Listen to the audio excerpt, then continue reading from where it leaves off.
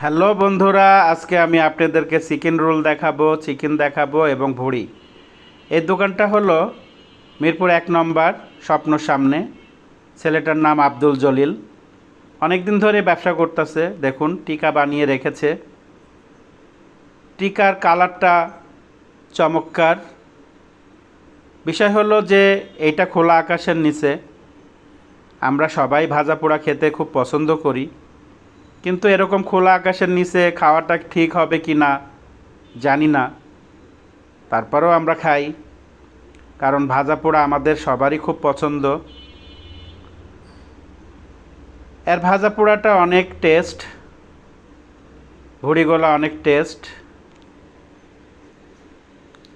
আপনারা যদি খেতে চান তাহলে মিরপুর স্বপ্নর সামনে চলে আসবেন, এখানে এসে খাবেন। আপনারা নিজেরাই ভালো জানেন যে এরকম খোলা আকাশের নিচের খাবার খাওয়াটা ঠিক হবে কি না। যদি ভালো লাগে তাহলে খাবেন, আর যদি ভালো না লাগে তাহলে খাবেন না। ভালো থাকবেন, সুস্থ থাকবেন। আল্লাহ হাফেজ।